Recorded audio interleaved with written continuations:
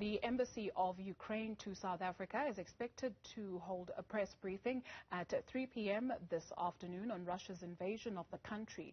To elaborate further on the situation, we're joined by Ambassador of Ukraine to South Africa, Liubov Abravitova. Thank you very much, ma'am, for availing yourself this afternoon. So in a 28-minute address, President Vladimir Putin of Russia put this all down on defending people against genocide in Ukraine, making little mention of the scale of the attack. Are you able to tell us which cities are under siege? Afternoon to all our listeners. Yes, as you know, today Russia brutally started full-scale war in Ukraine. The war was not started today. We had the first invasion of Russia already in 2014. And after 5 o'clock in the morning, we saw the movements of military and missile attacks through all the territory of Ukraine, through the major cities, and aviation, artillery on the objects of civil and military infrastructure in Ukraine. So it's not only military, as Russians were declared, it's also the civil infrastructure that is under attack now. So the National Defense Forces of Ukraine, using their right for the self-defense according to Article 51 of the United Nations Charter, are countering with dignity the enemy's attacks now. Countering with dignity the enemy's attacks. We understand that Ukrainian President has imposed martial law. Are you able to tell us more on this? So the President stressed that the provision of weapons to all citizens who want to defend Ukraine's sovereignty has already begun. He said, let me quote, "The future of our Ukrainian people depends on every citizen. Everyone who has combat experience can join the defense of Ukraine, must come to appropriate centers. The Ministry of Internal Affairs will involve veterans in the defense of the state," he said. And also maybe it's worth to be mentioned that today the President also supported the initiative of the Minister for Foreign Affairs of Ukraine, Mr. Dmytro Kuleba, for severing of diplomatic relations between Ukraine and Russia without severing of consular relations between these two countries. We understand that the city of Dnipro in southeastern Ukraine, which is an industrial hub and is strategically important, some flames were seen coming out of that following an attack there. The city of Kiev, the capital, are you able to tell us what the situation is there at this hour at least? Yeah, so the Kiev region is also on massive shellings. We see the movement of troops from the side of the border of Belarus. Basically all the major cities, not only Dnipro and Kiev, Odessa also is under attack, of course Donetsk and Lugansk. The people are reporting shellings in the smaller cities and towns as well. We know that both sides are experiencing casualties, but we don't have the information about the numbers as of now, unfortunately. And just that in terms of casualties and fatalities, this assault on Ukraine, as it has been called, at about 11:29 South African time, we're listening to the Ukrainian president saying that Russia has broken up diplomatic relations with Ukraine and they will not give up our independence, or Ukraine will not give up its independence, this suggesting that no surrender, or surrender is not a possibility rather by Ukraine. Let me maybe correct you. That's Ukraine who broken the diplomatic relations because of the invasion of Russia. Yes, and my president declared that. Yes, please. I thank you for that. So in terms of surrender, not an option? Excuse me, can you repeat the question, please? Is surrender an option by Ukraine? What do you mean by surrender? So when I say surrender, perhaps I mean Will Ukraine be going full force, especially given the announcement or the address by your president this morning that we saw in South Africa, in South African time, saying armed forces are ready to protect the country, so there's no going back? I guess maybe that's the question. Of course, no. Of course, we are protecting our land, and we will proceed unless the last soldier of Russia will remove from the territory of Ukraine. Of course, we will not give up. We understand that airspace is closed to civilian flights in Ukraine. Are you able to confirm that for us?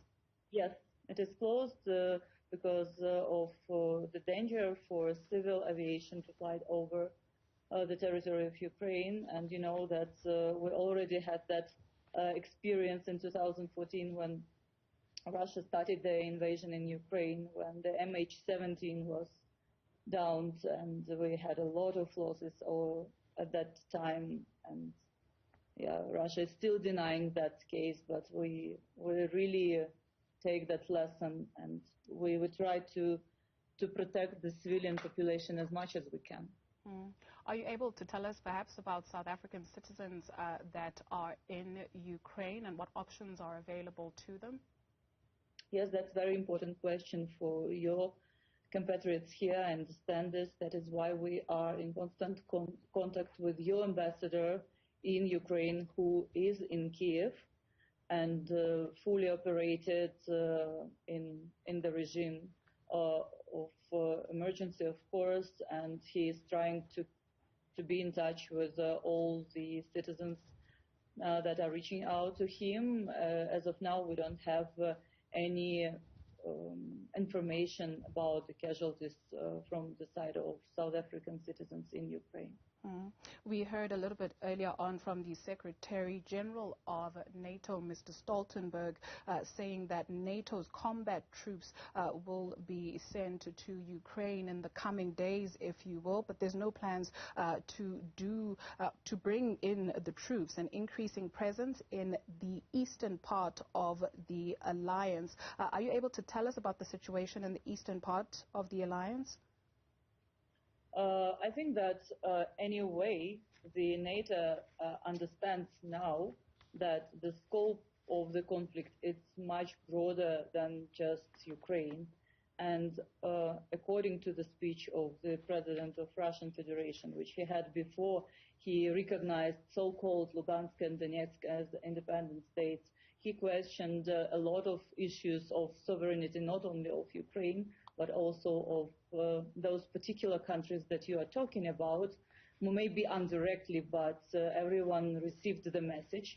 So I think that this is up to the common decision of the NATO, what they are going to do to protect their member states. And this is their right according to their charter. You know, Ukraine is not a member of NATO yet. That is why, unfortunately, we cannot, as of now, expect the military support of NATO in Ukraine.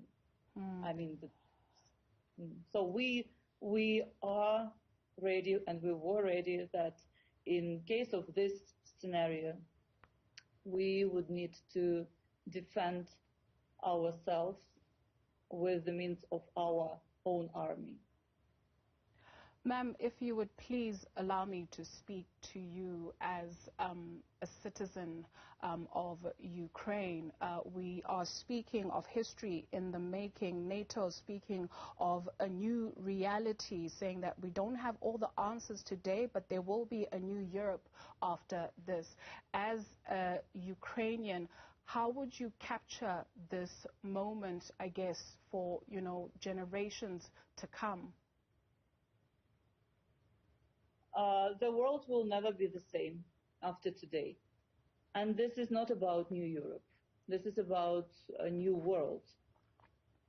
And why this, the reaction of every particular country, and especially of South Africa being a strongest democracy and the leader of African continent, that's why it's so important to hear the very solid and strong message to condemn the Russian aggression in Ukraine, because we cannot change the borders of our countries in 21st century.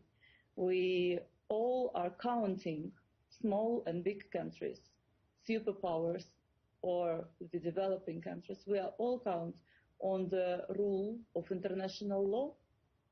And if we can change it, or one country allows itself to challenge all the world order like it is doing today, then all the world is unsecured.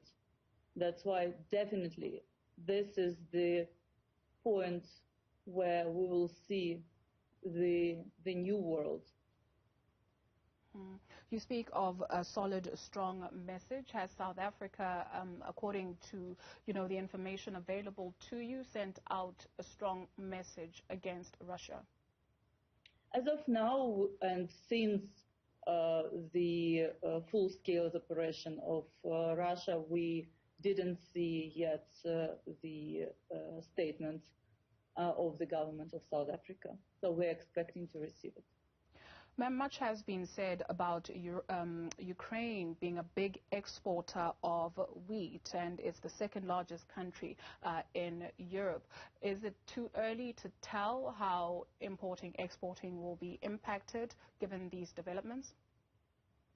I think there is a lot of analysis available now in that you can reach out in the internet, and of course it will affect and it will intervene into food security not only of Europe but of the world. Let me correct you, Ukraine is the biggest country in Europe and it is a breadbasket of Europe, and there is quite a number of different commodities that Ukraine is a world leader of supply. That is why, yes, not only economy of Ukraine is under attack. I think that all the consequences will be felt very, very soon by South Africa as well. I guess just a final thought from you, please. Yesterday was Defender of the Fatherland Day in Russia. How do you perceive that this has been received by everyday Russians? Does Vladimir Putin have the support of his people, just according to what you have heard or have observed? We cannot really confirm this, because you must understand that this is the country where a dictator is ruling. The freedom of media and the freedom of speech is violated for many, many years. So all the polls that you can see, we don't trust them. So we don't really think that the Russian population would support attacking Ukraine. Thank you very much for availing yourself this afternoon. Liubov Abravitova is Ukrainian ambassador to South Africa.